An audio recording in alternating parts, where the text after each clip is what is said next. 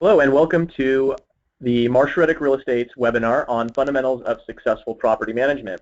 My name is Scott Pastel. I'm the VP of Marketing at Marshall Reddick Real Estate, and in the next hour I'm going to teach you everything you could possibly learn in an hour on property management. I know many of you joining this presentation own or have owned property before, and even if you've been a property owner for many years, I think you're going to be picking up some very helpful tips and tools on how to work with your property managers, how to read and understand your property management agreement, what to look out for. And those of you that are new and don't own any property yet, I applaud you for joining us.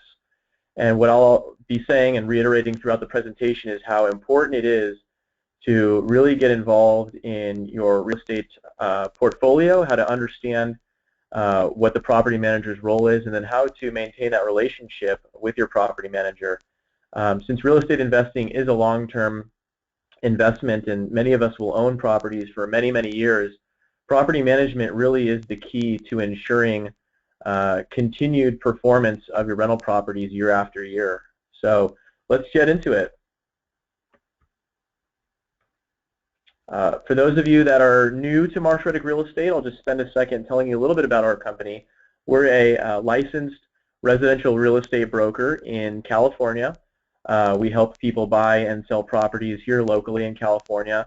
And our niche is the residential space for real estate investing. So we specialize in 1 to 4 unit income property for wealth building and retirement. We believe in simplifying the process of real estate investing, making it easy for our clients, no matter where they live, in America or Australia or China, no matter where you're living, we make it possible to be able to own real estate in some of the most ideal markets in the country. Really what makes this all possible is our staff of real estate advisors.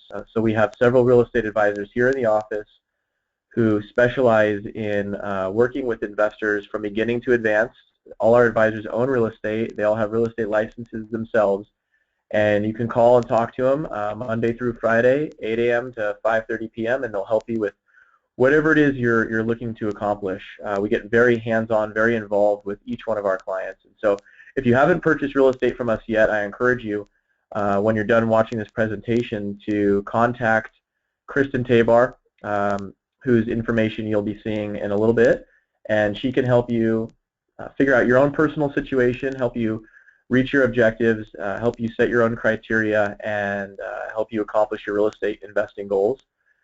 We handpick investment properties all over the country. We're located, as I mentioned, in Southern California, but also 10 markets outside of California that we've strategically selected as the most ideal markets in the country to invest in. So you can go on our website and you can evaluate these properties. We have hundreds of properties on our website that really have the best returns possible for investors.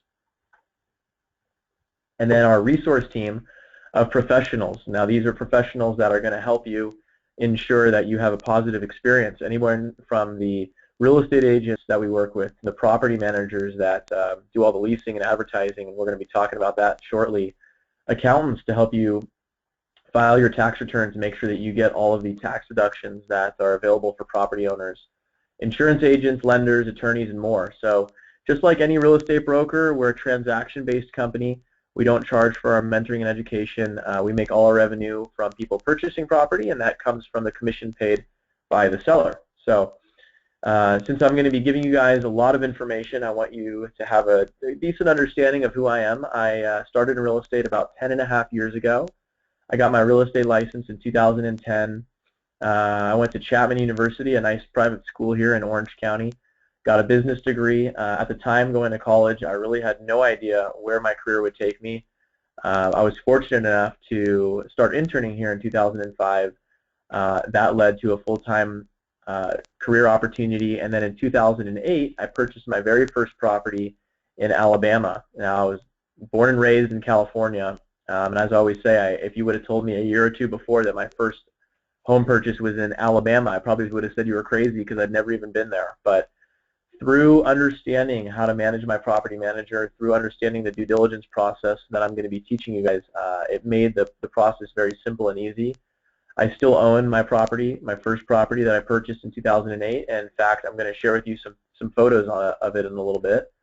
24 when I bought my first property, and in no way was I a child prodigy of any type. I just studied, learned the right information, built relationships with our team here at Marshall Reddick, and got started. And you know, one of the things is that I realized that I probably could have spent years and years and years just analyzing and researching, and at some point you've got to take that first step. And now that I own 3 properties, I can safely say that the first one definitely was the hardest. After buying my first property, I felt much more confident and comfortable in doing it again and again. And now I've helped my family, my brother, my father, my high school and college friends, and hundreds and hundreds of clients invest in real estate. And I really think this is one of the most important presentations we give, because doing the research and analyzing properties, you know, the internet and the tools we have today have made it so much easier, but the key to all of this in ensuring that everything goes well really is the property management. So these 3 pictures that you're seeing here are each one of the properties that I own. That one on the top right is when I visited my first property. A year after closing on it, I took a trip out to Mobile, Alabama by myself, met my very first tenants. My property manager arranged the trip. She was there to introduce us. You can see how absolutely delighted they were to meet me. You know, for them it was just another typical day. For me, I finally got to see the property that I had already owned for a year and had spent you know, 6 to 12 months prior to that researching and number crunching. So it was a really happy day for me. Property on the bottom right is an equity share that my father and I own, also in Mobile, Alabama. These are both brand new homes when we bought them. They were both built in 2008. Top right one was $154,000. The bottom right one was $135,000. So kind of a no-brainer for us. These are 4 and 3-bedroom homes that we've been fortunate enough to rent out to excellent tenants so far. And then the property on the left is my property in Phoenix, Arizona. I bought it 3 years old, 3-bed, 2-bath home, 1,700 square feet. I have no interest in living in any of these properties, but while I'm out here in California, my property managers are doing all the work. So let's get into, you know, exactly what they're doing and how I manage my property managers. So when it comes to real estate investing, we're all looking to achieve the highest return possible with the least amount of 2 things. The first is risk. Everybody is looking, you know, no investor wants to increase the risk. We're all looking, obviously, to minimize our risks as much as possible while still getting the highest returns. But what do you think is the second thing that we're looking to reduce our interest in as much as possible? I've got a lot of different answers, and occasionally there's usually at least one person who will say they want to minimize the amount of time that they spend on their investments. Now, the more time you spend on an investment, the more it reduces the return that you're receiving. So with real estate investing, it can be a passive investment many times, and then it can be an active investment as well. When you're using a property manager, they're going to do a lot of the work for you. They're going to do almost all the work for you. All you really need to do is have that communication and manage your property manager. During a vacancy is where you're going to have a little bit more of an active role in your investment. And I don't visit my properties during a vacancy. It's purely all through the communication. This is a very appropriate time to be doing this presentation for me because I have a vacancy in my Alabama property right now. The tenants who had been there for 4 years moved out at the end of August. Today is October 8th. Days fly by. So today's October 8th. They moved out a little bit more than a month ago. So I actually have just finished redoing the entire floor. We ripped out the carpet and put in a vinyl plank flooring. Again, I did not visit the property. This has been through all of communication that I've been doing with the property manager, researching flooring online, talking to a contractor. I got estimates from several different contractors, and both of these were actually contractors that were referred to me by my property manager. They'd worked with them in the past, so they had a track record. So I got the flooring redone. It's actually getting repainted this week. It's still the original paint from 7 years ago.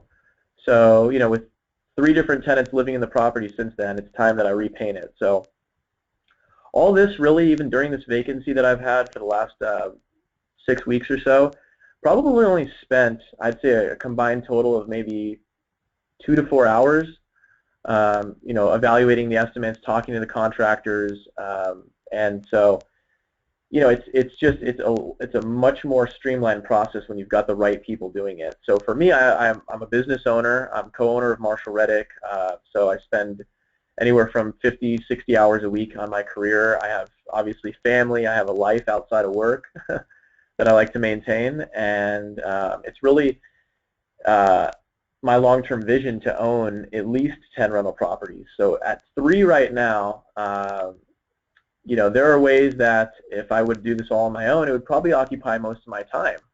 Whereas with 3 properties and property managers, even during a vacancy and having to do this repair work, I spend maybe an hour to an hour or and a half maybe when my properties are rented, and it's much less time spent. So let's talk about how to manage the property manager. My favorite quotes in property management, first of all, I got this one from Dr. Reddick: property management is an art, not a science. There are situations that come up that you can't always plan for. I'll give you a good example. On my Phoenix property, the second tenant that lived in there signed a 12-month lease, and 9 months into the lease, they had a death in the family. They talked to the property manager and wanted to see if I'd be okay if they broke the lease and moved out. They wanted to move back in with family. So my property manager came to me and said, we've got 2 options. Option 1, we can let them go. Option 2, we can file a judgment and try to claim the remainder of the lease, which is 3 more months. So they said, what would you like to do? You know, it's your call. And I thought about it, and I said, well, you know, it's going to be a headache. It's going to cost some money to file the judgment. Even once we get the judgment filed, we still have to collect the money. And a lot of times you have to file, you know, hire a collections attorney or somebody that specializes in collections to try to get that money back. And I thought in my head, you know, if I was them, I put myself in the shoes of the tenant. And after going through such a hardship, having a landlord say, no, now you have to pay the 3 months that you owe, I feel like they probably wouldn't leave my property in very good condition. You know, what's the incentive for them to continue taking care of it while they're there? So I felt like instead, I told my property manager, let's tell them that they have to leave the property in immaculate condition when they move out, and if they do, then we won't file a judgment. And that's exactly what happened. They left my property in tip-top shape. I didn't have to spend any money on the turnover, and I got it re-rented in a few weeks. So in the end, I really didn't lose any money. I didn't have to spend any money in repairs after they moved out. They left it in great shape. So that's an example that you can't always you know, write a book about every situation that could happen. You have to really put yourself in the position of the renter, put yourself in the position of the property manager, and figure out really what's going to make the most sense in the long run.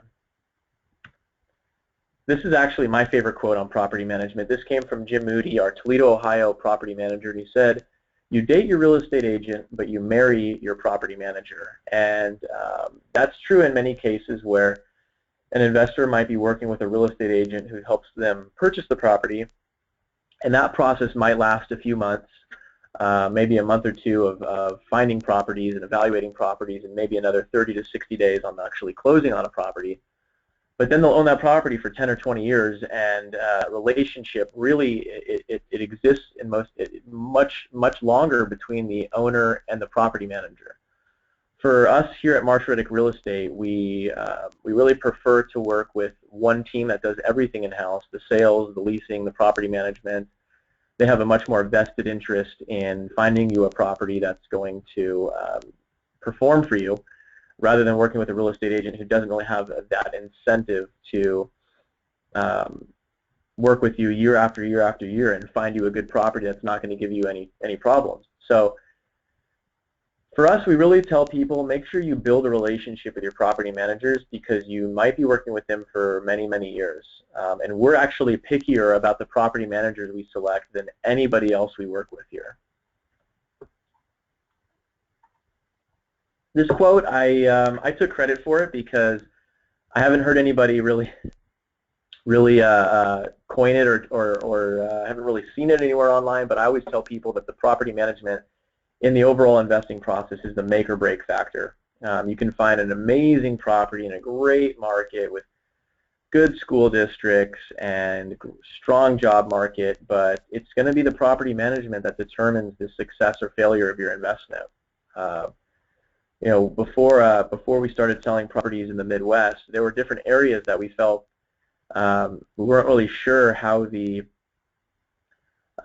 job markets were going to continue, but it wasn't until we met some property managers there who had an amazing track record to show us that this is an area that we can find investors amazing opportunities. So another property management quote that I'm taking credit for as well is think of your property manager as a babysitter. So while I'm out here in California giving this presentation, I've got property managers in Arizona and Alabama taking care of my baby.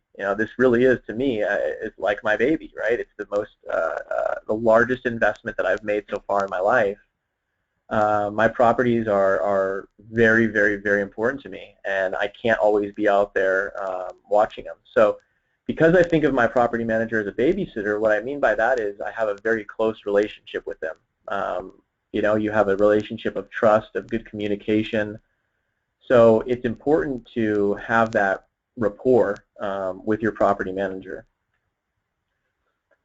Just like any career, any field, any occupation, not all property managers are created equal. So during the presentation, I'll give you a whole list of things that we look for in property managers that we hire. Now we have professional property management in every location we're in. But before we started working with those property managers, we had to vet them, we had to screen and interview them and find out which ones were going to do a good job for our organization.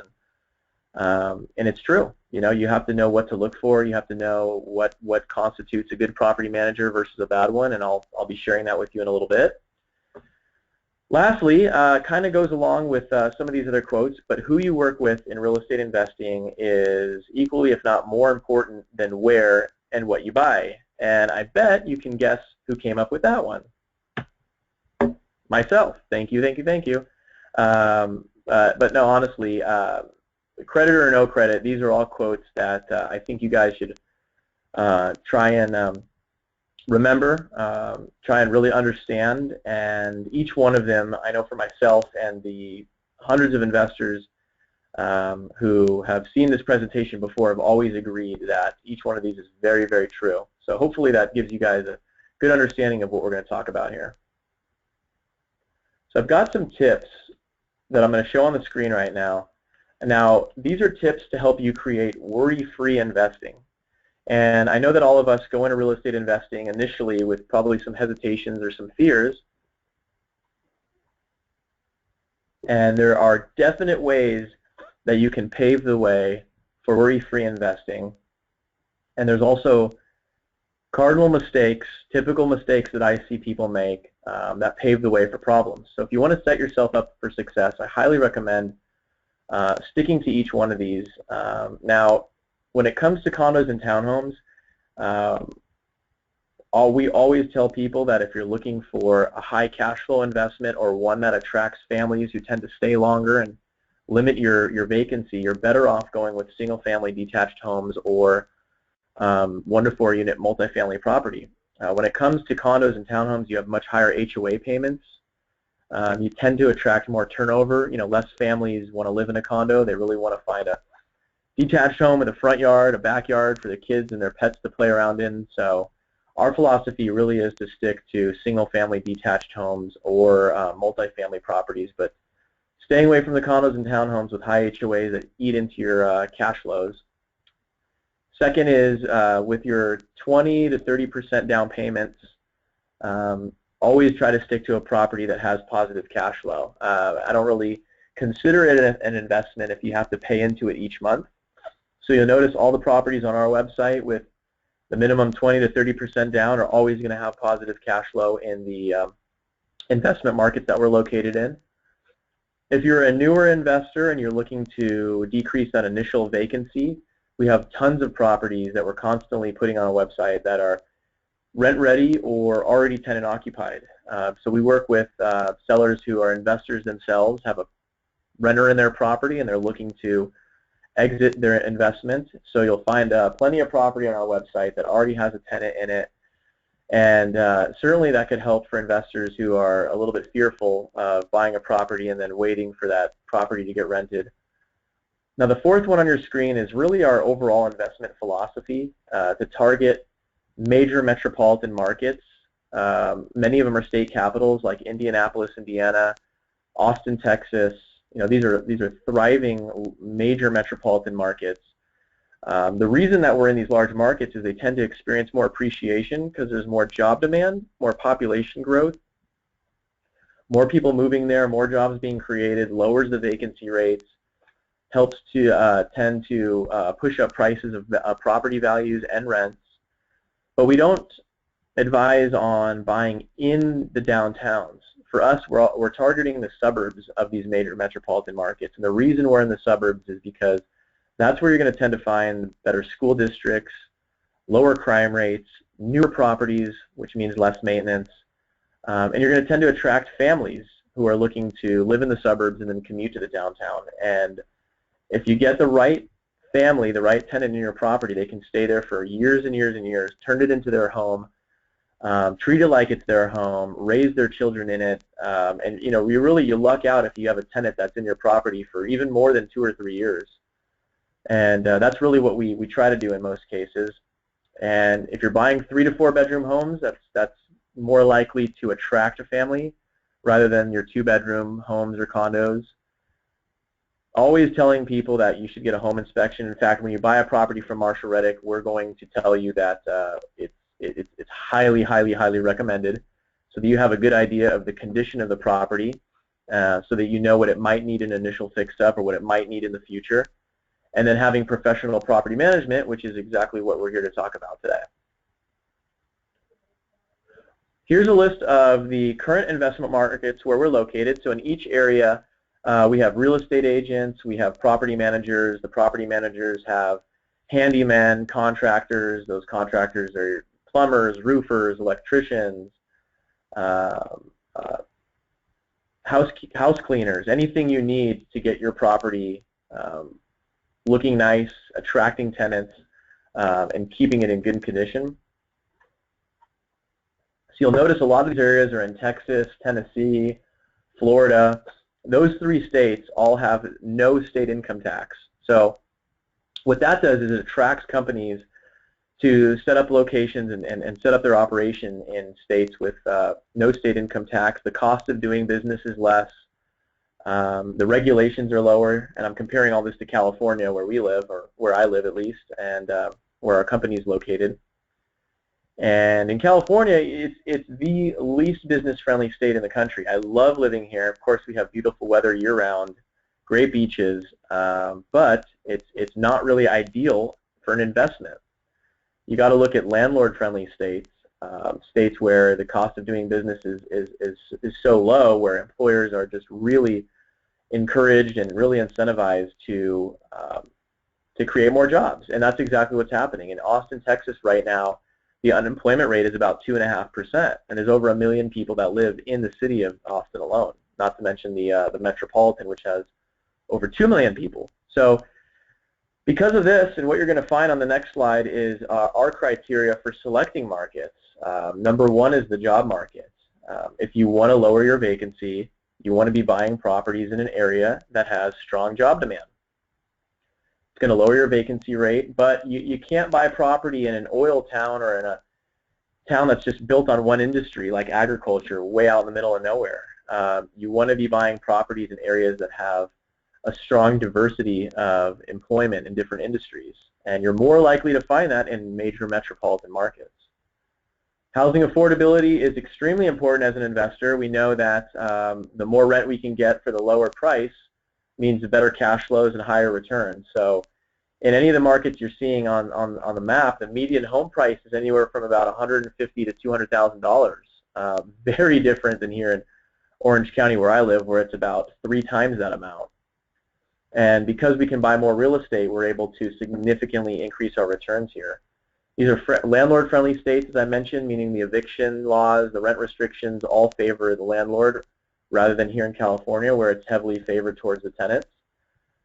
These major metropolitan markets have tons of colleges and universities that attract students who are going to be the future workforce, and employers know that, and they know that the workforce and the talent pool is very strong in major cities like these.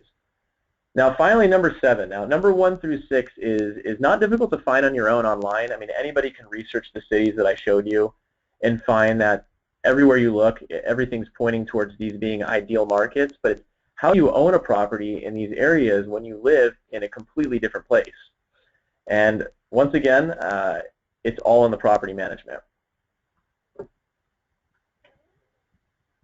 So here is a brief summary of what a property manager's role is in being your property manager and being hired by you. And when I say hired, I mean that literally. When you work with a property manager, they're acting as your employee. So you need to manage your employees, you need to manage your property manager, but it's important that you understand what their job duties and responsibilities are. So whether you buy a property that is vacant when it closes, or whether you have a tenant in your property and they end up vacating, whenever you have that vacancy in your property manager isn't making any money during a vacancy. It's very important that you understand that. They only collect their fees when the tenant pays rent. So understanding that, your property manager has a vested interest in fixing your property up as quickly as possible, because they're not making any money if you're not. So property manager is going to walk through the property. They're going to do a move-out inspection if somebody just moved out. They can do a walkthrough if you just closed on your property or if you're about to close on it. They'll tell you exactly what the property needs to get a renter. So they're going to look at, the carpet's clean, do the appliances work, are the walls clean, do you need to do anything to the property to get it re-rented. So I really lean on their advice. I lean on the contractors that they have for no matter what it is. Like I said, roofers, plumbers, painters. Once your property is fixed up and once it is in rent-ready condition, they should already be advertising it from the time that you sign the management agreement or from the time that somebody moves out of the property. But they'll be able to show the property once it is in good condition. And then when they get somebody who fills out an application, they're going to do the background checks on them. So I have on number 4 there in red, they're going to screen the applicants. So property managers do 4 main things when it comes to screening somebody who fills out an application. They're going to do a criminal and background check to find out if they've ever had any felonies in the past. And in most states, if not all, the law says that they don't have to rent to a felon if they don't want. On that note, it's another reason I use property managers is because they understand the state law. I don't understand the laws in every single state in the country like they do, but they are experts. They understand the laws. They have attorneys in some cases on retainer, so they know exactly what they can and can't do. But rule number 1 is not renting to felons. Number 2, credit check. So they're not looking at the credit score. The credit score isn't important, because if they had a 700 credit score, they would be buying a property. But the reason many of these people, many renters aren't, is because of something that happened to their credit. So rather than actually looking at the credit score, what they really pay more attention to is, have these people ever had a bankruptcy? Have they ever had an eviction? Have they ever had any judgments filed against them? Basically, do they owe any money? Are there any red flags to keep an eye out for? The third thing is they're going to do a verification of employment. So they're going to call they're on the application. It'll ask them where they live, or excuse me, where they work, how much money they make. They're going to have to provide a recent 30-day pay stub. And then the property manager, a good property manager, knows to call the employer, verify that they've been working at that company for as long as they said they did on the application. They're going to ask them, confirm their job title, and figure out, does this person have good standing at their company? And what they're looking for is job stability. If somebody just changed jobs a few months ago and they changed fields or industries, that's not really going to be a very safe selection for a tenant. I would rather select somebody that's been at their job for many years, has much more of a stable job. And the fourth thing is landlord references. Just like a resume, when somebody applies for a job, they have employer references on there. So the applicant is going to provide where they have lived in the past. And in most cases, they should be able to provide some references of where they lived before. Just like a resume, you pick the one that looks the best. Well, if you've got 20 applications or 10 applications and you're trying to decide between two, and one person has 2 or 3 references and one has 0, the person who has the references is probably going to look better than the one that doesn't. So good property manager is going to call the recent landlords and they're going to ask them, did this person leave the property in good condition? Did they pay their rent on time every month? Would you rent to them again? So really there's an art here involved, because they're trying to find the person who looks like they're going to live in the property the longest, take care of it, and pay their rent on time. So once somebody fills out that application and they're approved by the property manager will have them sign the lease, and then the owner is going to get a copy of the lease. Some property managers require the owner to sign it. In some cases, the property manager can sign for them.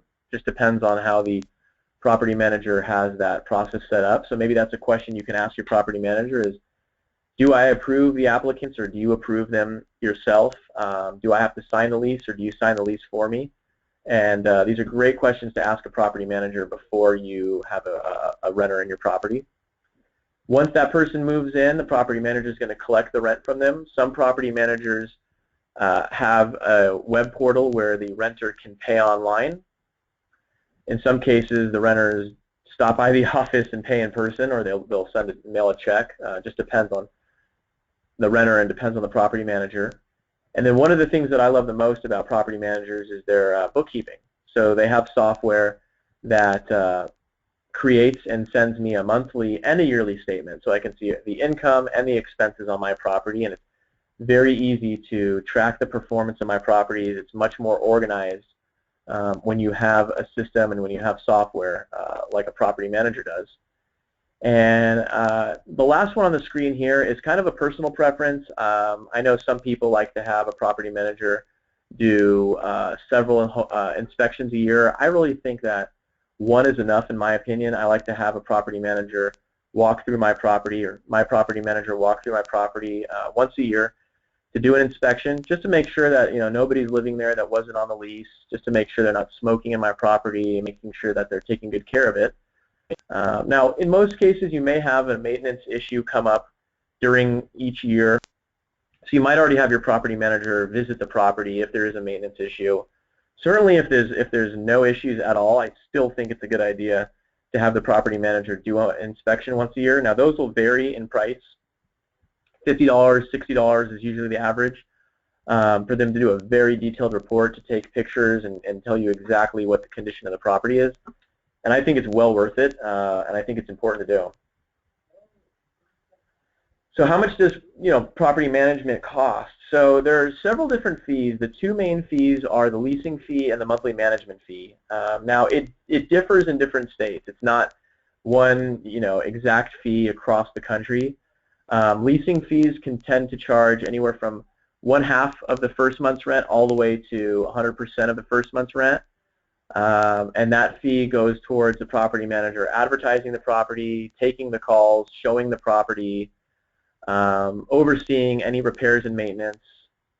And that fee is a one-time fee that's deducted from the first month's rent of the new lease. Now, the management fee is a monthly fee that is also deducted from the rent when the rent is collected. So if there's no rent collected, or if there's nobody living in the property, they're not charging you that management fee. That management fee is actually taken out of the rent. And typically 8 to 10% of monthly rent is the going rate nationwide. One of the biggest benefits of buying a property through Marsh Reddick Real Estate is that we provide volume to preferred property management companies that we work with. So they don't pay us any fees whatsoever.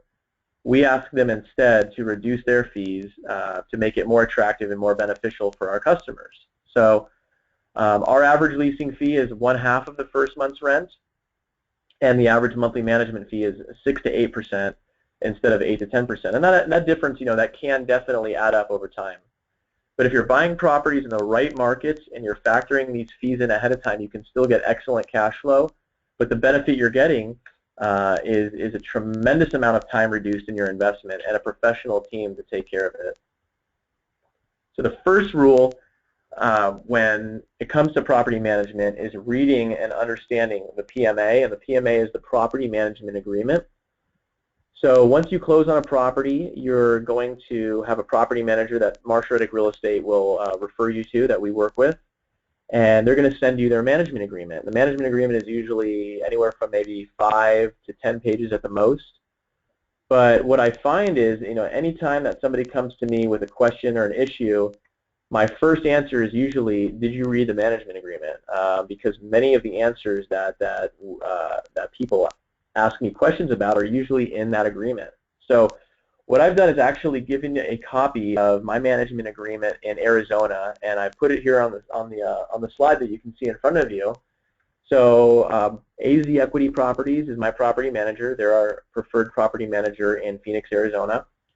Bought my property in 2010. I've been very, very happy with them.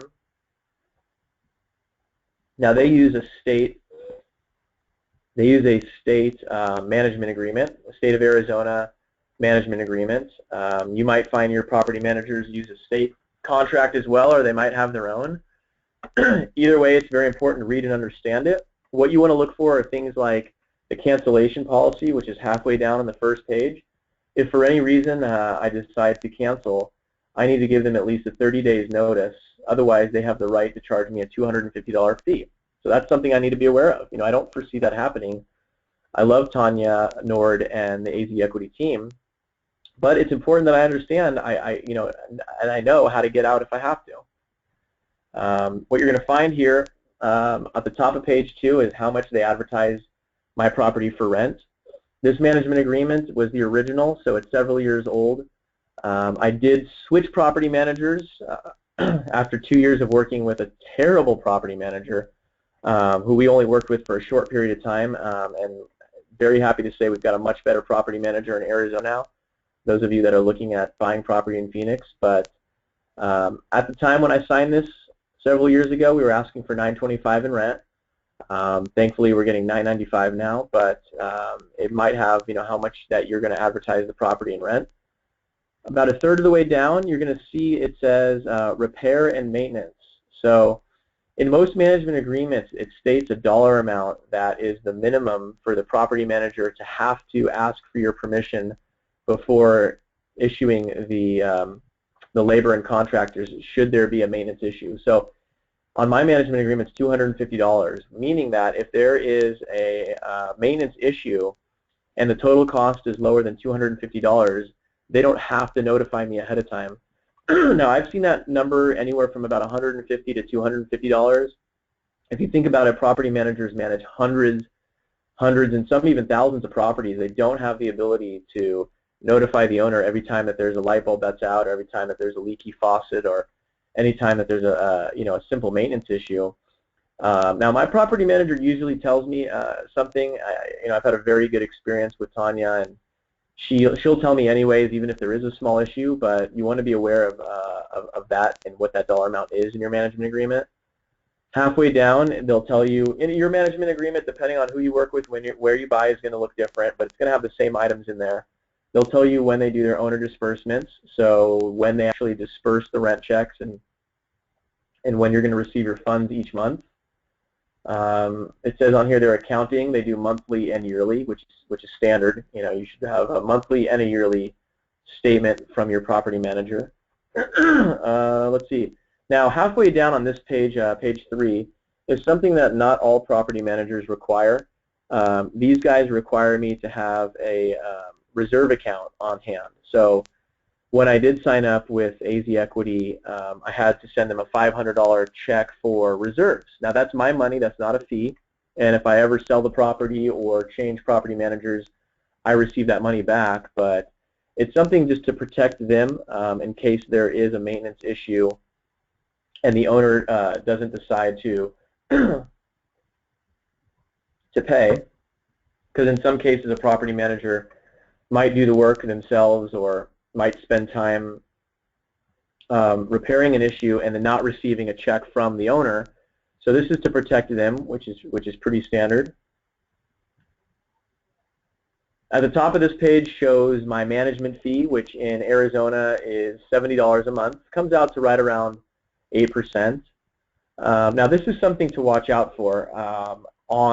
Believe it or not, on the state management agreement in Arizona, it says the second box there, owner agrees to pay broker a management fee of $70 when the property is vacant. Okay, so that is, to me, a big no-no. And our property managers at Marshall Reddick do not charge a monthly management fee during a vacancy.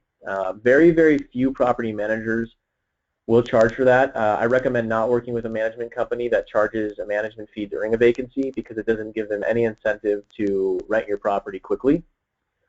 So the last page of the agreement that you're going to see, I told them, and we already negotiated that this is not a fee that they charge to Marshall Reddick investors, so I got that waived. Some of the stuff on here is negotiable, not all of it, but some things are negotiable. They'll have on here, excuse me, they'll have what the the commission is if the management company produces a tenant. So that's the leasing commission, $500. Like I said, it's usually about half month's rent. This came out to be, for me right now, about exactly half month's rent. So they charge a flat $500 fee. You want to know what your lease renewal fee is. So right under that it says $250 when the tenant renews the lease. Now, believe it or not, even though that amount is half of the leasing commission, property managers make more money from the lease renewal than they do from having a tenant move out and then placing a new tenant. There's a lot more work involved for them to find a new tenant than there is for them to negotiate the current tenants to re-sign. So it really is in your best interest and in the property manager's best interest to get that current tenant to re-sign the lease. If the tenant purchases the property, they have in here that I've agreed to pay them 3% as the listing agent. And then there's some miscellaneous fees here that I also got waived. Sometimes you might have a setup fee, which is usually a one-time fee for the property manager to have you set up in their online portal, since there is a monthly cost for them to manage and maintain their web portal. They usually have an initial cost to kind of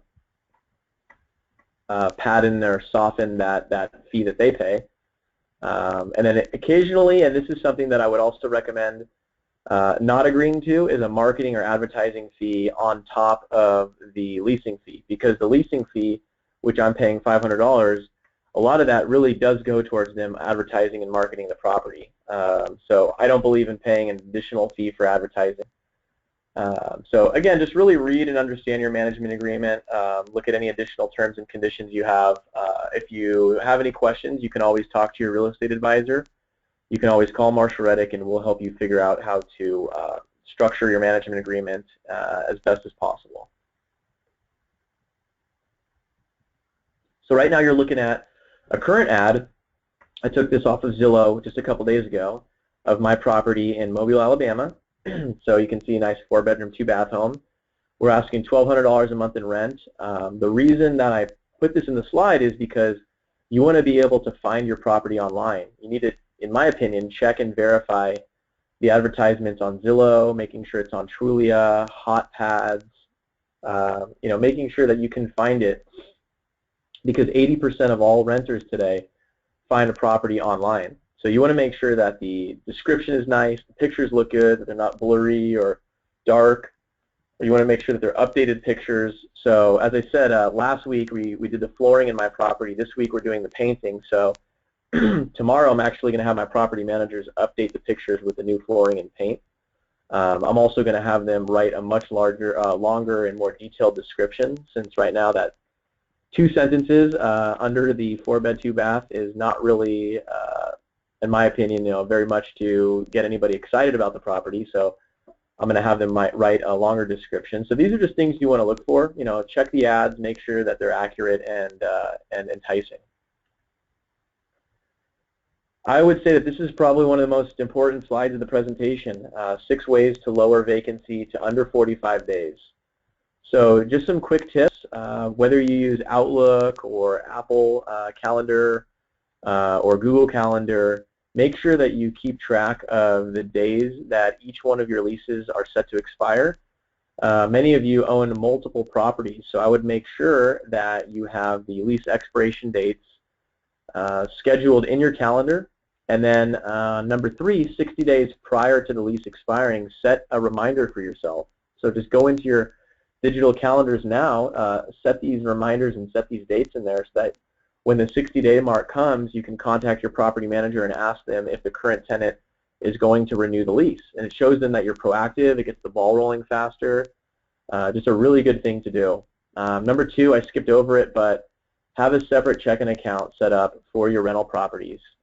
And what I would do and what we teach our investors to do is fund it with about 3 to 6 months of mortgage payments, have the rent checks direct deposited into that checking account, have the mortgage payments set on auto bill pay so they get automatically sent out each month.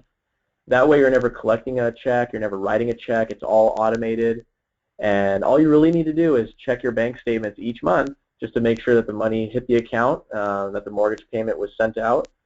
And then it becomes much easier to track the performance of your rental properties. If you've got your rent checks going into your savings account or your mortgage payments, coming out of your savings account, and you've got everything from groceries to auto bills to, car loan payments, and it's much more difficult to track the performance unless you set up a separate checking account exclusively for your rental properties.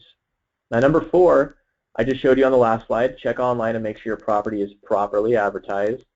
I've had people come to me or come to us and say, hey, my property's been vacant for 60 days and I don't know what to do, and I'll say, all right, let's take a look, go online, and sure enough, it's not posted on Zillow or Trulia or Hotpad. So if you can't find it, then neither can anybody else. So make sure that it's properly advertised. When you have a vacancy, so right now, as I was stating, I have a vacancy in my Mobile, Alabama property. So I'm on the phone at least once a week talking to my property manager, and I ask them 3 specific questions. During a vacancy, I recommend asking once a week, calling your property manager and asking how many calls the property has received, how many showings have taken place, and how many applications have been filled out. 3 simple and easy questions. You can email them as well. I recommend calling. Just gets your bug in their ear, and it gets them thinking about you more. And the squeaky wheel gets the grease. If you're proactive during a vacancy, it's going to have a much stronger impact on lowering that vacancy than somebody who is completely out of the picture. Property manager, they don't want to have to hear from you every single week. They want to get that property rented, really, so that they don't have to, answer those calls anymore. And finally, never settle for questionable tenants. So one of the biggest mistakes that you could make is to ask for the highest rent possible on your property. When you look at it, you're always going to get a rental comparison. You can have your property manager send you a CMA of rental comps. You might do your own online analysis and find properties similar to yours renting for anywhere from a $50 to $100 range. And I always recommend trying to advertise your property on the low-end range. And what that's going to do is it's going to attract more people. You're going to get more calls. You're going to get more applications.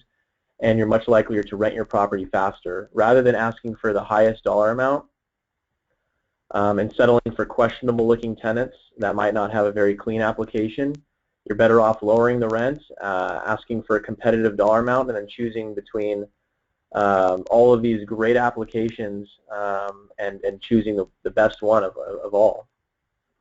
So I've got some more things I kind of covered already. Good school districts, more likely to attract a good tenant. The curb appeal, what does the property look like from the outside? And does it have good landscaping? Does the driveway look clean? Are there any shrubs, or is there any debris, or is the lawn mowed? It has to have good curb appeal, otherwise nobody's going to even want to look inside.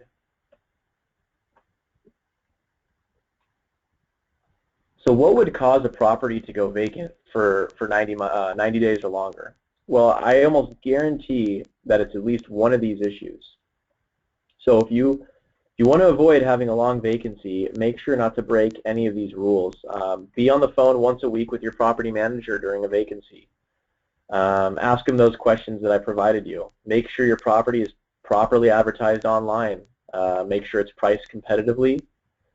Make sure that the curb appeal is good. You know, if you've got to put in some flowers or clean up the front lawn a little bit, that might make a big difference in the interest you get on your property. Did your property manager tell you that it needs anything, new appliances, new paint? You know, listen to what the property manager tells you. They know what a property needs to get rented and to attract good quality tenants. So you want to make sure the condition is nice, make sure everything is operating and looking nice. And then finally, who is your property manager? Are you using a professional property manager with a track record? I wouldn't recommend having a friend or family member manage your property. I wouldn't recommend using a real estate agent that also does property management. Our companies are either exclusively property management companies or turnkey companies that have a sales department and a property management department with leasing agents on hand, with handymen, contractors, bookkeepers. They have a whole staff of people. If you're working with a one-man show, you know, a mom and pop property manager, they're probably not going to have the resources that a large management company does. And some more mistakes that some beginners tend to make in property management is not asking the right questions up front. On the next screen, I'm going to show you a tool on our website that has over 50 questions to ask a property manager. I wouldn't recommend asking all of them, but at least it's a very helpful guide for you to understand what some of the questions are that you might want to know to ask a property manager. Reading and understanding the property management agreement is essential. I don't recommend making a selection based entirely on fees. If you're comparing 2 or 3 different management companies and you go with one that has the lowest fees simply for that reason, you're probably going to end up regretting it. We have a lot of property management companies who are not the cheapest, but they are the best, and that's really what you want. You know, a 1% difference in a management fee might be as little as a $5 to $10 a month difference, but it could mean a world of difference in the customer service. Make sure you build a good rapport with your property managers. Every holiday season, I send my property managers a thank you card. In fact, last year I took it a step further and sent them a very, I don't know, it was cheap in price, but it was a very nice gift. I sent them an edible arrangements fruit basket, and it really didn't cost me a whole lot, but it showed them how much I really appreciated all the hard work they do to take care of my properties. And you know, some of these managers manage hundreds of properties with hundreds and hundreds of different landlords. I want them all to have my name in their head to bring about a very positive mental thought, and not to think of me as, oh, that guy, he's calling, I don't even want to talk to him. You know, I want them to be really happy to be my property manager because they're going to take better care of my property. And then lastly, make sure you listen to the advice of your real estate advisors here at Marshall Reddick. Make sure that you listen to the advice of your real estate agents and your property managers. So on our website, marshallreddick.com, many of you might be watching this recording on our website right now. You'll notice a tab at the top that says Learn. Now when you click on that tab, you've got all these different topics on the left. If you click on Property Management way down at the bottom, you're going to find several different resources for purely education on property management. One of them is questions for interviewing property managers, and so Marshall Reddick Real Estate, our organization, has followed each one of these steps in selecting our property managers, and I think it would be very helpful for you to read this document. It's only about 5 pages, but it'll give you a lot of good ideas and questions to understand and to ask your property managers, things you might not even have thought of. How did we select our property managers? Now this is really just a quick summary, but Marshall Reddick Real Estate, we work with property managers. First of all, it comes down to the amount of units that they manage. We want a company that manages anywhere between about 200 and 800 properties. Anything less, they probably don't have the staff or the resources in place yet. They might not have the capability to provide a good software that would be very beneficial for a landlord. But really, this is kind of a rule of thumb. Anything over about 800 units, you tend to lose the customer service. You tend to lose that relationship with the individual investor. So we look for management companies that manage anywhere between about 200 to 800, not too small and not too big. We look at their website. We look at their marketing, their online presence, because their website and their use of technology is going to translate into how well they advertise the properties online. And we found property managers who have modern, up-to-date websites, they really understand how important it is to advertise a property for rent online, and they know all the avenues to do it. So that's kind of one indication right there. Before we start working with a property manager, we always get landlord references. We'll always ask for a handful of landlord references, and we'll call them. We'll look at their Yelp page. We'll look up their Better Business Bureau rating. We'll do as much research as we can to see what other people are saying about them. Do they belong to NARPM? That's the National Association of Residential Property Managers. Now, there's plenty of good property managers that don't belong to NARPM, but I think there's very few bad property managers that do. I think there's a little bit of a level of security when a property manager is approved by NARPM. There's a lot of qualifications and things that they need to abide by to be approved.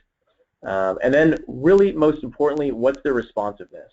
How responsive are they? So when we start working with a new property manager, we'll pose as, initially kind of pose as an investor looking at, pose as a renter looking to rent a property, and we'll see how quickly they get back to us. We'll have a staff member or somebody here emailing or calling about different properties, and we want to know how quickly they get back to potential renters. And really, once we start talking to them, it's about a 6 to even a 12-month process until we work with a new property manager.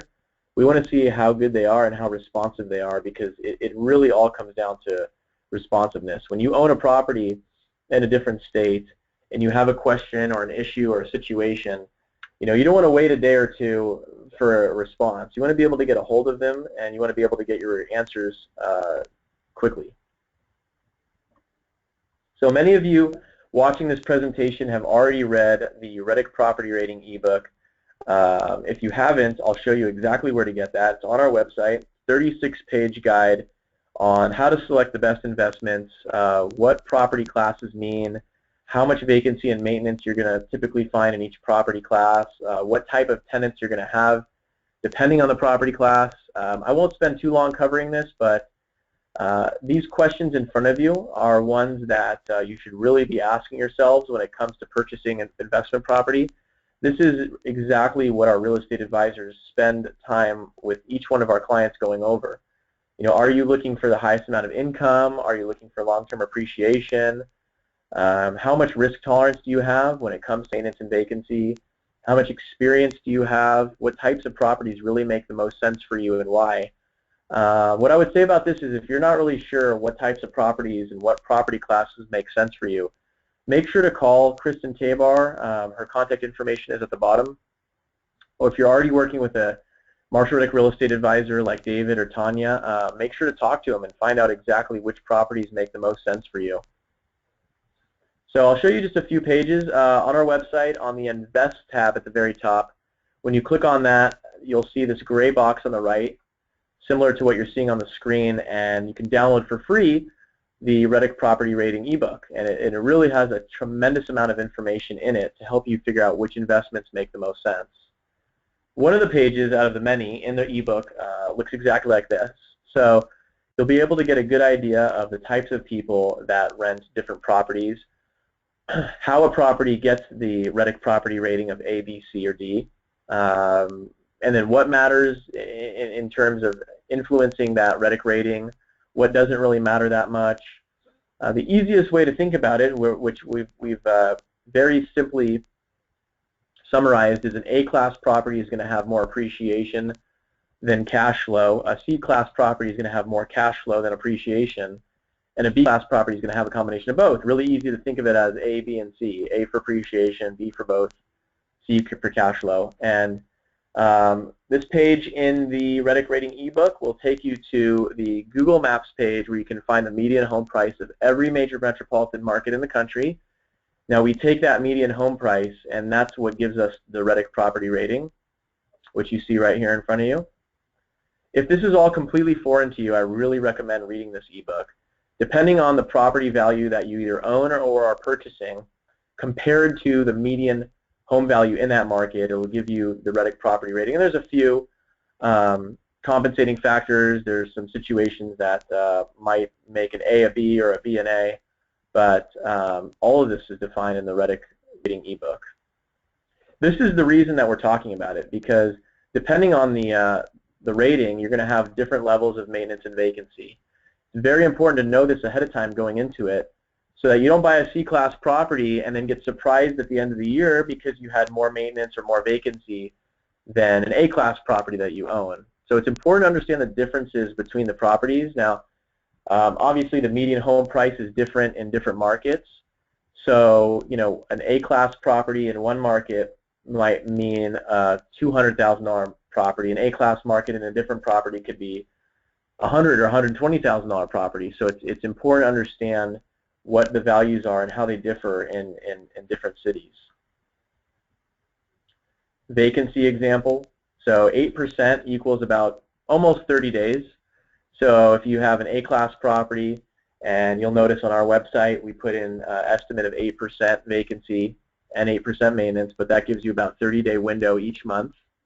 B and C class properties tend to, it's not a guarantee, but they tend to have a little bit more maintenance and vacancy over time. And I put in a couple example properties. Indianapolis is one of the markets that we have a great team in place, amazing property management, amazing real estate team. And the median home price is very low. It's about $140,000 median home price in Indianapolis, just dramatically different than here in Orange County where I live, which is pushing about $700,000 right now. So much less. A property like this in Noblesville, which Noblesville, you're going to find lots of 8, 9, and 10 rated school districts. It's about northeast of the downtown. Very good area. You know, much more affluent than what you typically might find in the downtown area. Great suburb.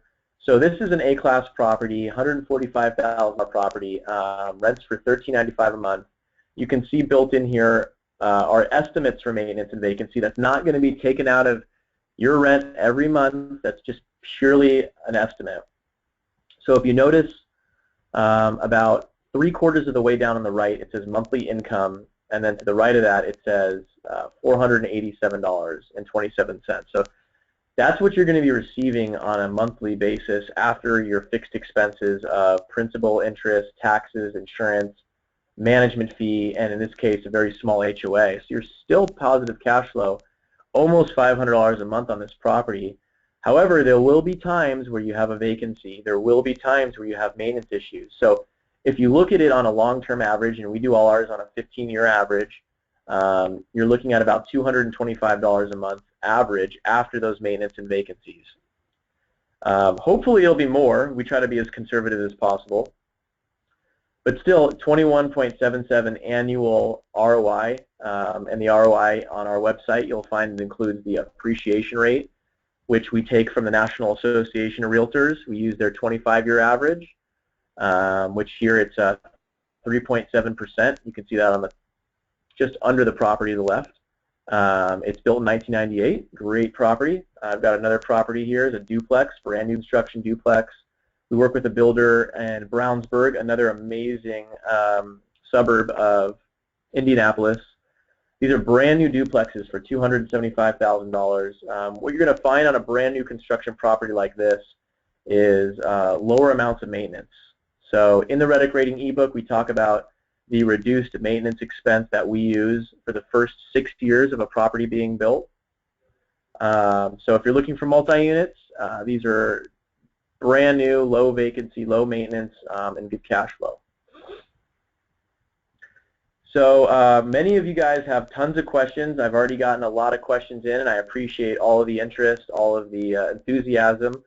I really think that the questions are best answered directly one-on-one with a qualified real estate advisor here at our office. All of our mentoring, all of our coaching is 100% free.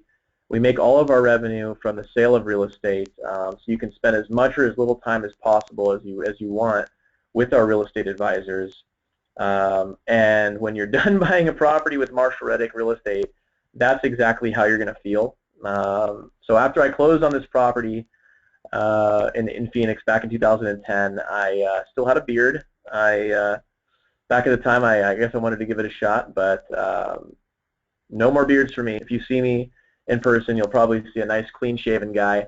But anyways, I was really excited after I closed on my property in Phoenix. I still feel the same, and that's exactly how we want you to feel when you buy a property from Marshall Reddick Real Estate.